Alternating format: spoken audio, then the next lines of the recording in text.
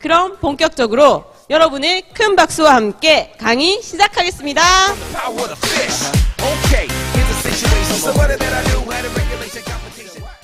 첫 번째 순서는 건강 강의입니다. 오늘 먹은 단 음식이 10년 뒤 내 몸을 공격한다. 오늘은 당뇨에 관한 모든 걸 알려주신다고 합니다. 이분이야말로 꾸준함으로 반을 채워가고 계신 분입니다. 당뇨 전문 강사 박순화 강사님을 큰 박수와 함께 무대 위로 모시겠습니다.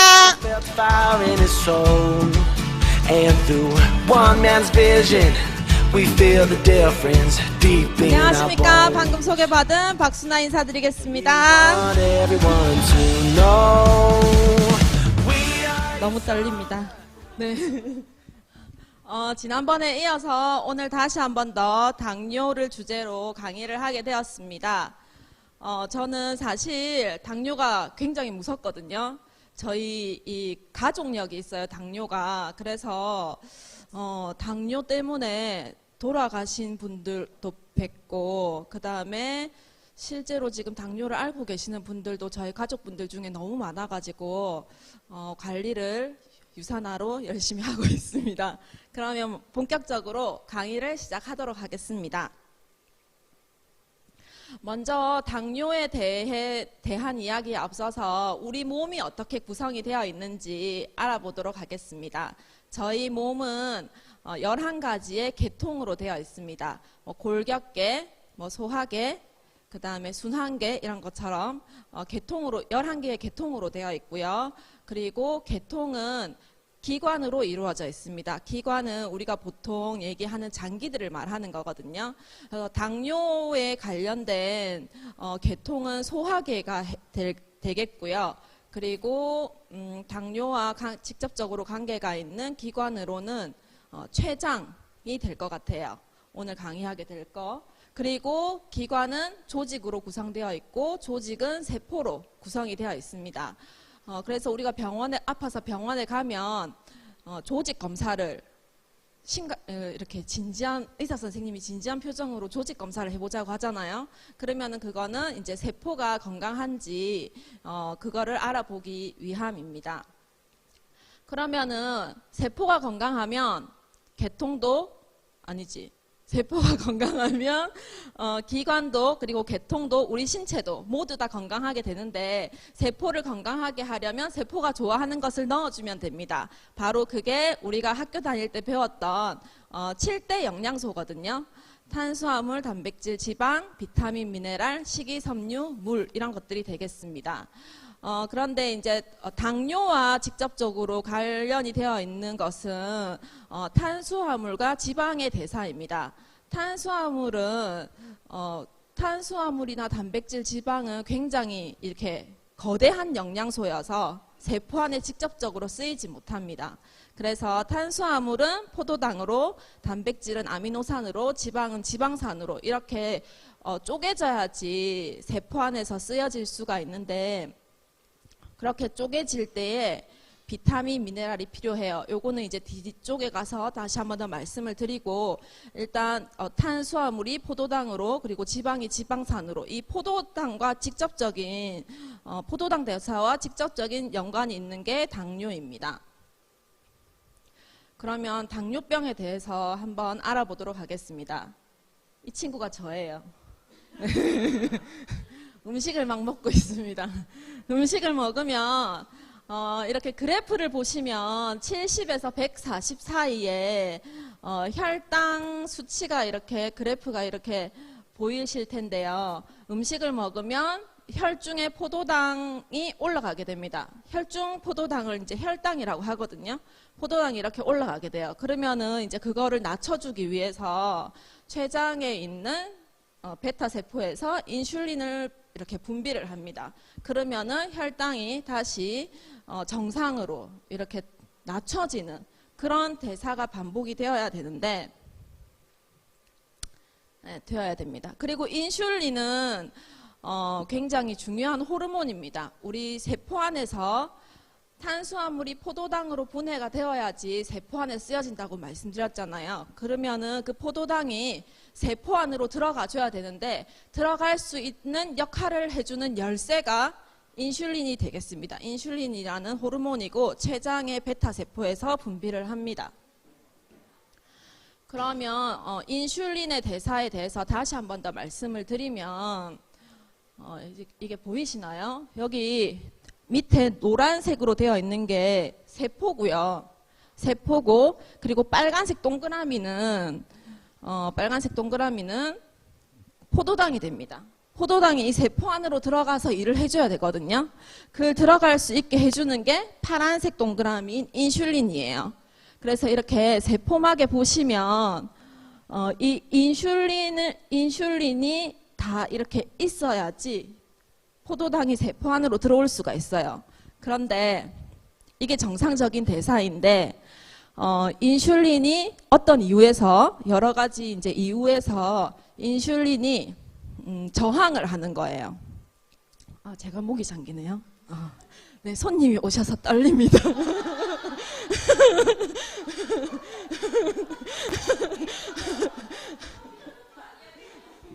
네. 인슐린 이제 저항성이라고 하는 건데 인슐린이 저항을 합니다. 인슐린이 정상 대사를 하지 못하도록 저항을 하는 거예요. 그러면은 우리 몸에서는 5만큼만 인슐린이 분비가 되면 정상적인 대사가 가능한데 계속 더 많은 인슐린이 분비가 되는 거예요. 예를 들어서 옥성경 리더님과 저가 똑같이 100칼로리를 먹었어요. 근데 옥성경 리더님은 5만큼만 인슐린이 분비가 되면 다 이제 소화가 되고 혈당 수치도 정상적으로 다 돌아와요. 그런데 인슐린 저항성이 있을 것 같은 저는 5가지가 안 되는 거예요. 그래서 50이 인슐린이 50이 분비되어 줘야지만이 이게 대사가 정상적으로 되는 거예요. 그러면은 췌장에서는 아무래도 굉장히 많은 부담이 될 수 있겠죠. 이런 거를 인슐린 저항성이라고 하는데 인슐린 저항성의 원인은 우리의 불규칙한 라이프 스타일이 굉장히 중요하고 그리고 지방세포가 관여를 합니다. 이미 우리가 탄수화물이라든지 이런 에너지원이 되는 것들을 섭취를 해서 이미 지방 쓰이고 남는 거는 다 지방으로 이렇게 저장을 하고 있잖아요. 근데 이 지방세포가 이제 더 이상 내 몸이 지방을 저장할 데가 없다. 이렇게 되면은 이제 인슐린 저항성이 오는 거예요. 그리고 내 몸이 인슐린 저항성이 있는지 없는지 알아볼 수 있는 방법은 우리 몸에 혹시 쥐적 같은 거 나신 분들 혹시 있으신가요? 그런 게 있으면 인슐린 저항성에 있다고 보시면 됩니다. 자기 몸이. 그리고 병원에서 중성지방 수치가 높다. 그리고 당뇨 전 단계다. 그리고 지방간 소견이 있다. 이러면은 인슐린 저항성이 있다고 생각하시면 되고, 그리고 만성 피로, 비만, 여자들 셀룰라이트, 그리고 남자분은 허리가 40인치 이상, 여자분은 38인치 이상, 그리고 혈압이 130 이상, 이 중에서 3가지 이상이 해당이 되면 인슐린 저항성이라고 보시면 됩니다. 그런데 제가 오늘 이렇게 인슐린 저항성에 대해서 굉장히 강조를 하는 이유는 이 인슐린 저항성은 비단 당뇨뿐만이 아닙니다. 굉장히 많은 질병들을 초래합니다. 여기 보시면 염증부터 시작해서요. 고혈압, 비만, 암, 뇌졸중, 통풍, 신장 결석 불안, 다낭성 난소 증후군, 불면증, 우울증, 심장병, 저혈당, 고지혈증, 네. 이것보다 이러한 질병들로 인한 합병증들까지 굉장히 다양한 질병들을 야기를 하거든요. 시계를 잠깐 빼도록 하겠습니다.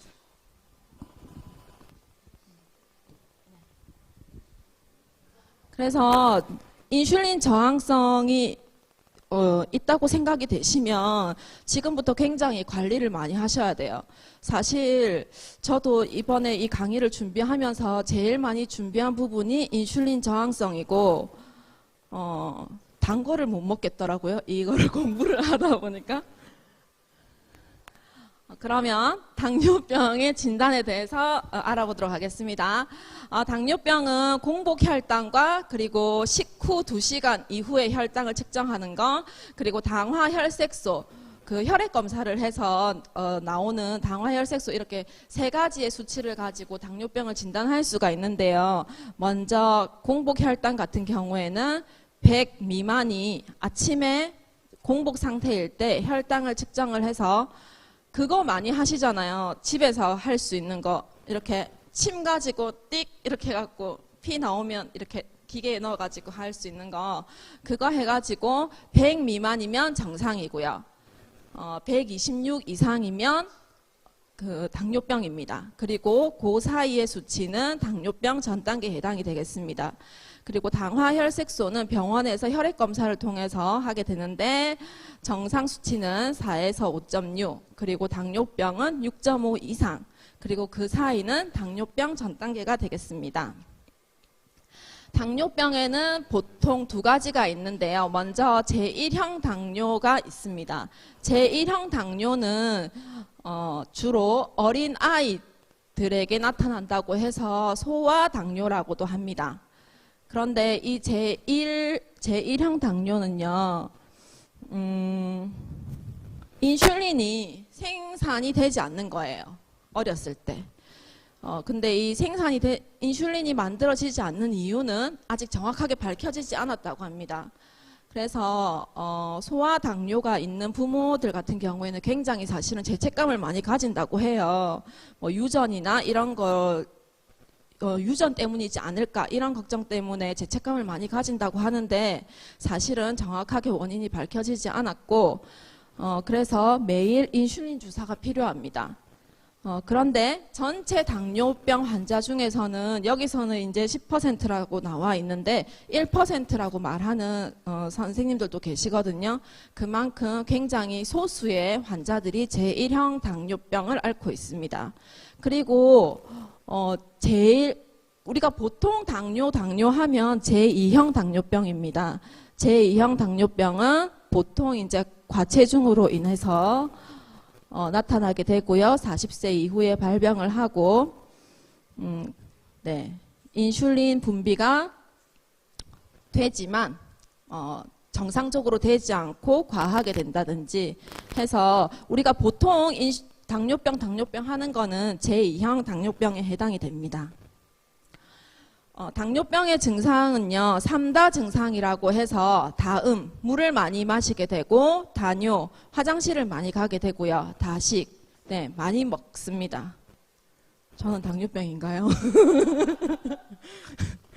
화장실을 왜 많이 가냐면 혈중에 이렇게 포도당이 많게 되면 삼투압 현상에 있어서 물이 많이 당긴다고 해요. 그래서 다음 물을 많이 찾게 되고, 그러다 보니까는 이제 화장실을 많이 가게 되는 다뇨 증상이 나타난다고 합니다.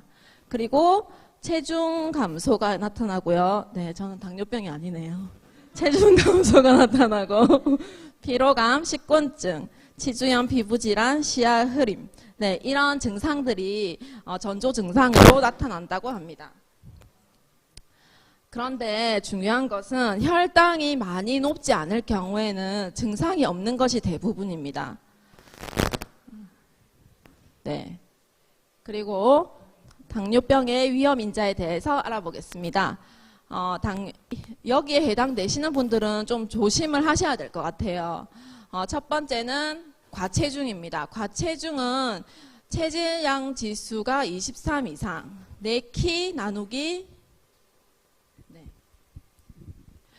내 몸무게 나누기 키를 하면 체질량 지수가 나오거든요. 몸무게 나누기 키. 그래서 해보시면 23이 넘게 나오면 과체중이세요. 그리고 가족력이 있는 경우,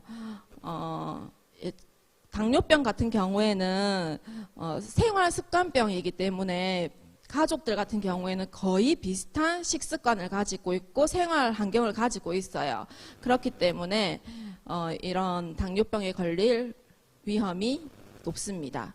그리고 공복혈당 장애, 공복혈당 장애는 공복혈당이 높거나 내당능 장애, 이거는 이제 당뇨병 전 단계를 말하는 거거든요. 그런 과거의 이력이 있으면 당뇨병에 걸릴 위험이 높고, 그리고 임신성 당뇨병을 가진 이력이 있거나 4kg 이상의 큰아이를 출산한 경험이 있으면 당뇨병에 노출될 위험이 큽니다. 그리고 고혈압, 그리고 HDL 콜레스테롤. HDL은 좋은 콜레스테롤이잖아요. 그래서 이게 너무 적거나 중성지방이 많으면 또 당뇨병에 걸릴 위험이 높습니다. 그리고 아까 말씀드린 인슐린 저항성. 거의 대부분 이 인슐린 저항성 때문에 당뇨병에 노출이 된다고 해도 과언이 아닌 것 같습니다. 그리고 여자분들은 다낭성 난소 증후군, 이런 것들이 위험 인자가 되겠고요. 심혈관 질환도 마찬가지입니다. 당뇨병 현황을 보면 여기 보시면 국민의 10명 중 1명 당뇨병 환자래요. 그러면 10분의 1이 해당이 되고, 내가 당뇨병인데 당뇨병인지 모르는 사람도 10명 중 3명입니다. 그러면 지금 한 10명 중 4명은 다 당뇨병인 거예요. 그리고 당뇨 환자 5명 중 2명은 인슐린 주사를 맞고 있지 않은 거죠. 관리를 안 한다는 뜻이겠죠.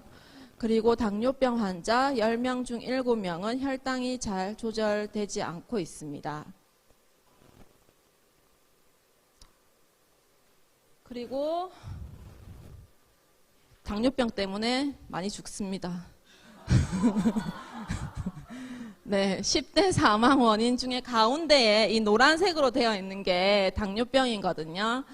근데 이 당뇨가요, 비단 이 당뇨에 내가 당뇨병이다 이렇게 해서 죽는 게 아니라 이 당뇨병의 합병증들 때문이에요. 여기 보시면 끝에 있는 고혈압성 질환, 만성하기도 질환, 간 질환, 그 다음에 알츠하이머, 뇌혈관 질환, 심장 질환, 이런 암, 이런 모든 질병들이 당뇨병의 원인이 되는 인슐린 저항성 때문에 오는 질병들입니다. 그래서 오늘 제가 강조하고 싶은 것은 사실은 당뇨보다는 인슐린 저항성이에요. 네, 당뇨보다 합병증들이 굉장히 무서운데요. 머리끝부터 발끝까지. 여기 보시면 뇌에도 뇌졸중이나 뇌경색,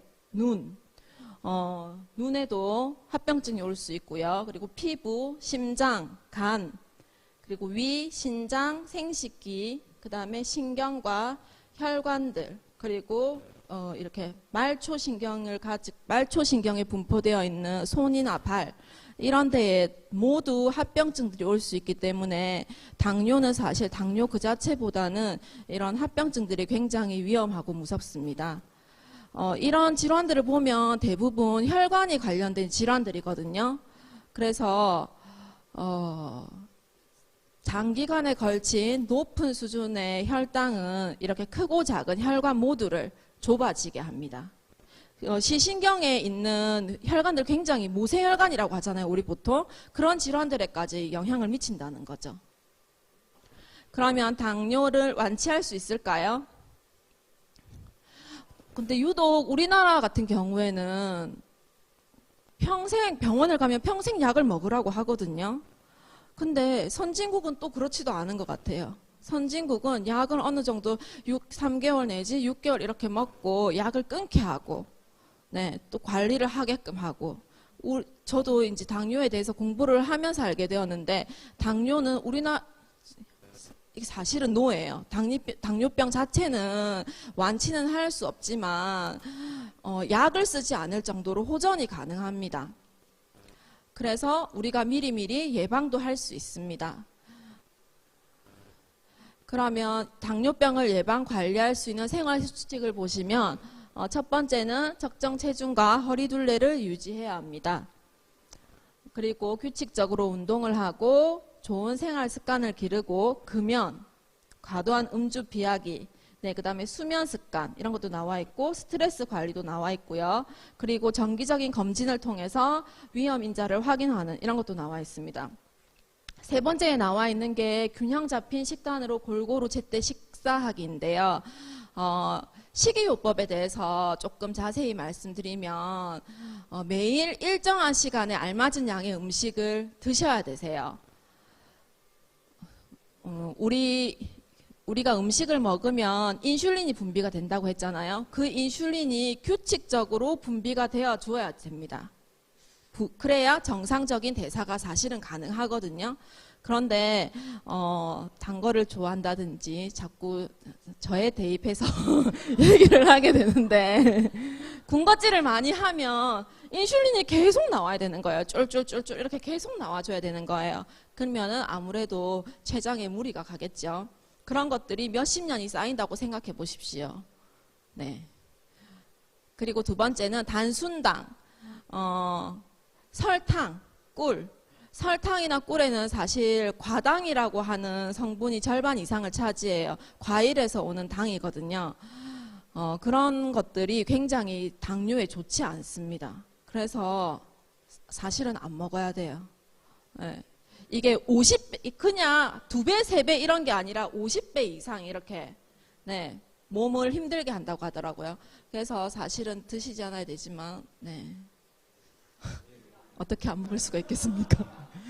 자, 그러면, 식이섬유를 적절히 섭취하셔야 되세요. 식이섬유는, 식사를 하기 전에 식이섬유를 섭취해 주시면 혈당이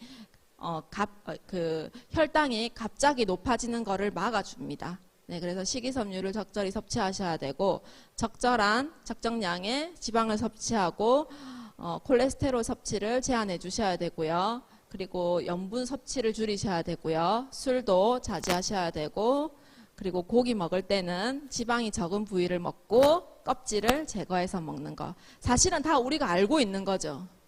다 알고 있지만 잘 되지 않습니다. 당뇨병에 도움이 되는 영양소가 굉장히 많이 있습니다. 크롬, 아연, 망간, 마그네슘, 비타민 B군들, 그리고 비타민 D, 여러 가지 영양소들이 있는데요. 여기 보시면 거의 대부분 혈당 수치를 개선한다거나 인슐린 대사에 좋게 관여한다거나 인슐린 저항성의 감소에 도움이 된다. 당뇨병 위험 감소에 도움이 된다. 이런 내용들이에요.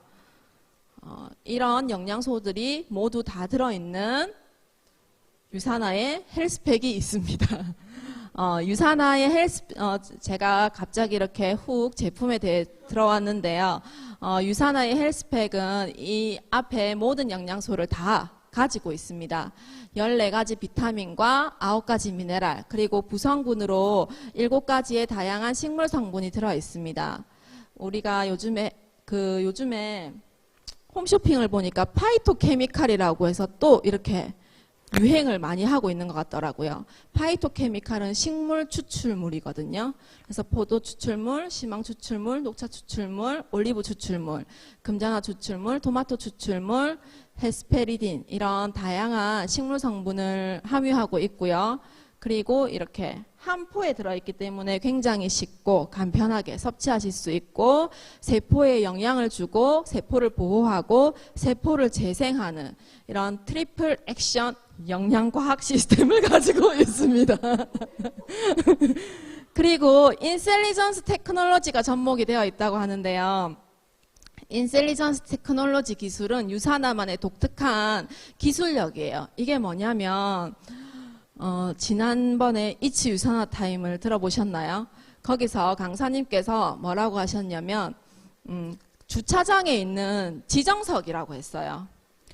주차장에 내 지정석이 없으면 주차장에 차가 많으면 뺑글뺑글 몇 바퀴를 돌아야 되잖아요. 그런데 주차장에 지정석이 있으면 그럴 필요가 없죠. 그냥 딱 가서 주차하면 되잖아요.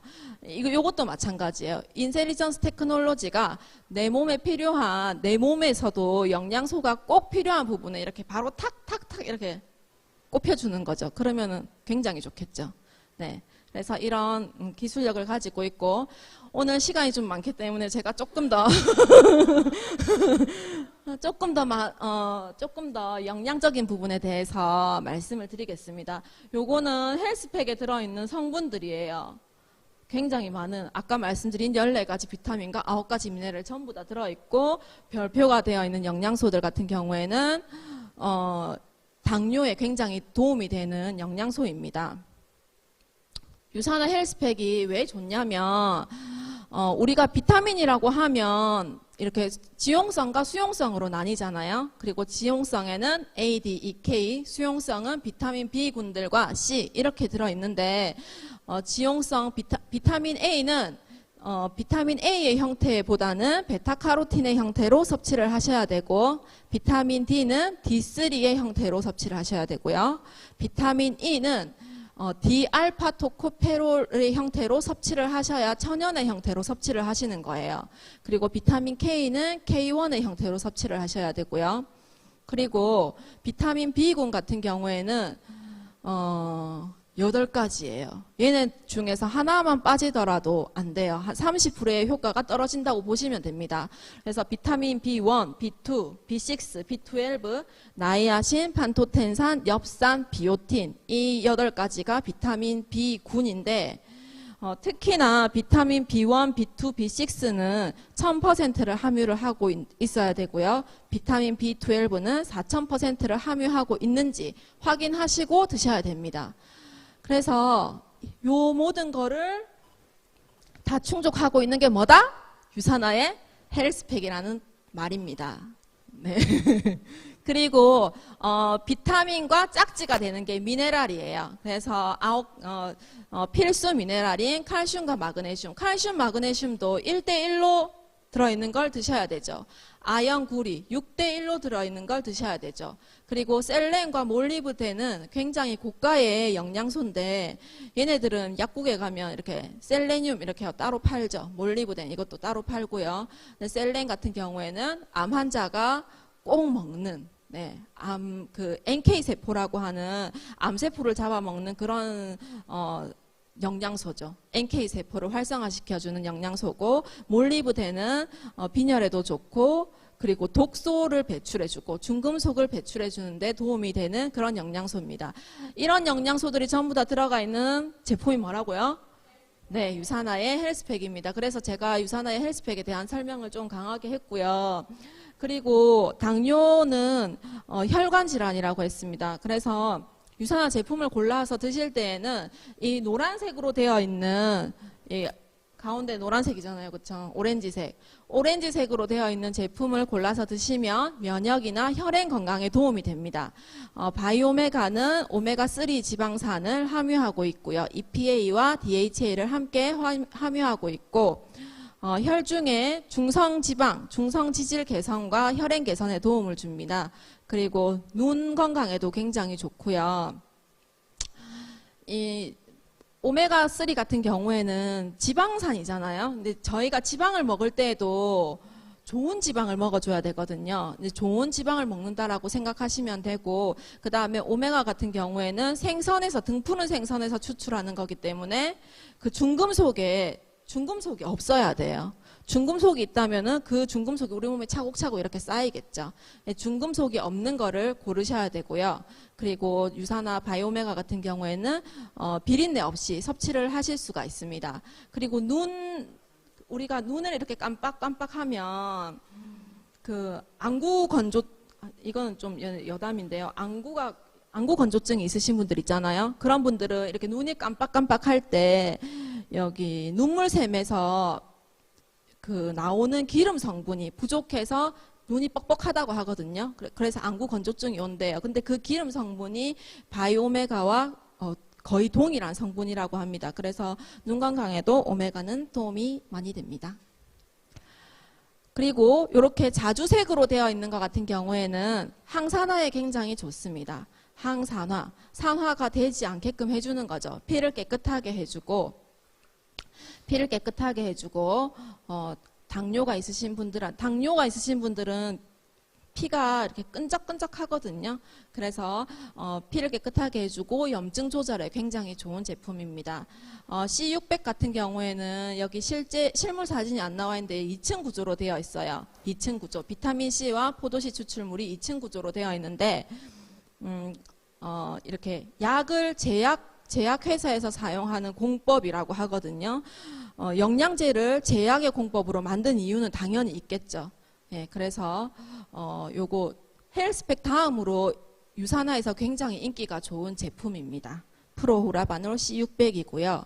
그리고 자주색 제품 하나 더 소개해드리면 코키논 30입니다. 코엔자임 Q10 제제고요. 이것도 마찬가지로 피를 깨끗하게 해주고 혈압 건강에 굉장히 도움이 되는, 그리고 세포막을 구성하는 성분이기 때문에 이것도 항산화에 굉장히 탁월한 능력이 있습니다.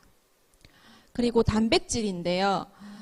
당뇨가 있으신 분들은 어쨌든 허벅지를 튼튼하게 해주셔야 됩니다. 그래서 우리 근육에 건강한 단백질을 줄 수 있는 웨이와 소이 제품이 있습니다.